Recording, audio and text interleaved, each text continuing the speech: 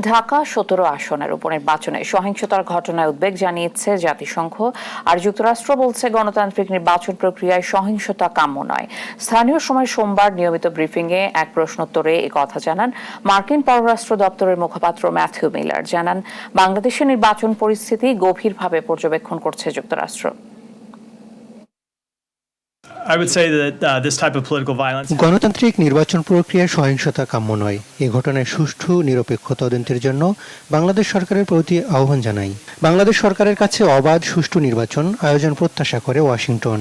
একই সঙ্গে গভীরভাবে নির্বাচন পরিস্থিতি পর্যবেক্ষণ করছি আমরা। The government of Bangladesh to hold free and fair elections, and we continue to monitor it closely. Go ahead. Thank you. Very quick question on Bangladesh. After returning back Under Secretary Zaya, Bangladesh regime is back to, under attack the opposition parties, rallies, and yesterday there was a by-election, though main opposition boycotted because of that.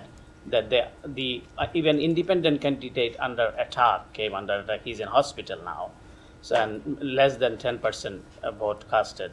And so, how could you believe that Prime Minister Hasina will ensure free, fair election, as 2014 and 2018 election was not free, fair, and still the by-election is not free and fair, and candidates like under attack. So what is your position on that? Are you following this?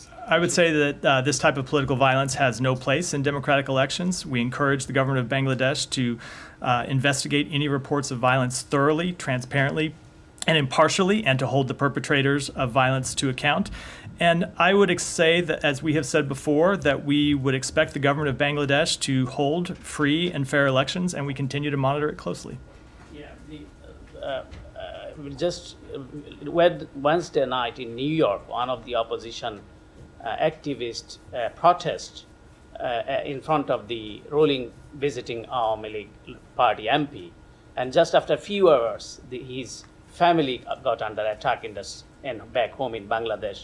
His brother and his mother and the family members, and the government ruling party voted in live Facebook that they are attacking who is raising boys outside the country. They are attacking their home. So it was under live.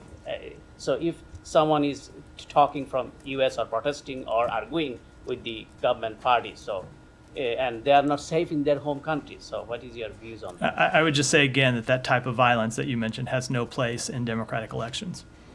A couple of questions. I wondered if you could say anything about the meeting the Secretary had today with the CEOs of Intel, Qualcomm and NVIDIA, and how much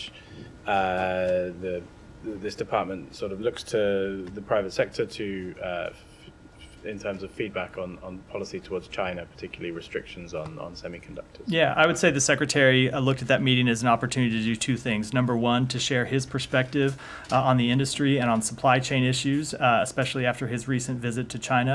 And number two, to hear directly from those companies about how they see supply chain issues, about how they see doing business in China. We've seen China recently announce restrictions on the export of materials that are used to construct chips, and so he saw it as a productive meeting to exchange views on those two issues.